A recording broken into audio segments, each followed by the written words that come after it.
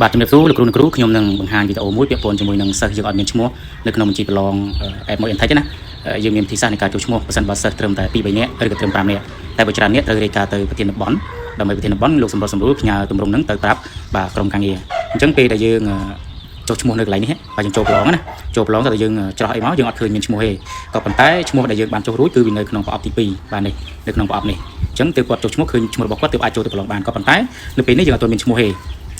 យើងត្រូវត្រឡប់ទៅទំព័រដើមរបស់យើងវិញណាបាទយើងចូលទៅកន្លែងព័ត៌មានគ្រូបាទនេះកន្លែងគ្រូបង្រៀននេះដើម្បីយើងធ្វើការចុះឈ្មោះនៅលើទូរស័ព្ទដៃបាទកុំព្យូទ័រក៏ដូចគ្នាដែរអញ្ចឹងយើងបំពេញ password និងលេខកូដសម្ងាត់នេះឲ្យត្រឹមត្រូវមកបាទហើយយើងមើលសញ្ញាត្រី3នៅខាងលើនេះបាទយកសញ្ញាត្រី3នេះមកហើយយើងយកពាក្យទិន្នន័យសាលារៀនបាទយើងយកទិន្នន័យសាលារៀនបន្ទាប់មកយើងបាទរកមើលទិន្នន័យសិស្សនៅកន្លែងនេះបាទទិន្នន័យសិស្សនៅកន្លែងនេះអញ្ចឹង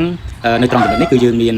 កន្លែងពាក្យមើលសិស្ស student ឬក៏មើលសិស្សបញ្ចូលថ្មីប៉ុន្តែយើងចង់បញ្ចូលសិស្សថ្មីបាទយើងចូលទៅកន្លែងពាក្យចូលឈ្មោះសិស្សនេះបាទដោយសារតម្រងយើងបានធ្វើការ update មកហើយអញ្ចឹងយើងច្រោះយកខេតមកបាទខេតលោកគ្រូណាបាទអញ្ចឹងខ្ញុំយកខេតខ្ញុំយើងយកក្រុមខ្ញុំក្រុមសម្រោងបាទវិទ្យាល័យវិទ្យុសែនសម្រោងខ្ញុំជ្រើសរើសយកថ្នាក់ទី12បាទនាមបកគោលបាទខ្ញុំដាក់ឈ្មោះខ្ញុំ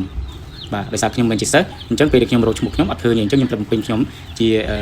ឧទាហរណ៍ទេហើយបញ្ចូលលេខថ្ងៃខែឆ្នាំកំណើតទៅតាមជាស្ដែងហ្នឹងមកបាទហើយជ្រើសរើសភេទមកបាទហើយដាក់លេខទូរស័ព្ទបាទលេខទូរស័ព្ទដែលយើងអត់លេខទូរស័ព្ទរបស់សិស្សណាបាទដាក់បានត្រឹមត្រូវមកគាត់រៀននៅកម្រិតថ្នាក់អីថ្នាក់ B ដាក់ B មកបាទហើយគាត់ជាសិស្សវិទ្យាសាស្ត្រឬសង្គមគាត់ជាសិស្សសង្គមហ្នឹងទៅបាទមួយទៀតគឺស្ថានភាពសិស្សគឺយើងយកសិស្សជាក់ស្ដែងបាទអត្តលេខសិស្សយើងដាក់មកបាទអត្តលេខឧទាហរណ៍ថាខ្ញុំដាក់2026បាទ2026ខ្ញុំឧទាហរណ៍ទេបាទអញ្ចឹងប៉ុណ្្នឹងឯងយើងបញ្ជូនចូលឈ្មោះសិស្សថ្មីហ្នឹងមកអញ្ចឹងទៅនេះវានឹងត្រឡប់មកធម្មតាវិញទាំងអស់អញ្ចឹងយើងមានឈ្មោះសិស្សហើយអញ្ចឹងយើងចូលទៅប្រព័ន្ធប្រឡងយើងចូលទៅកន្លែងសិស្សយើងទើបតែចុះឈ្មោះហ្នឹងបាទយើងបំពេញមកបាទអញ្ចឹងផ្ដល់មានជ័យបាទក្រុងសំរោង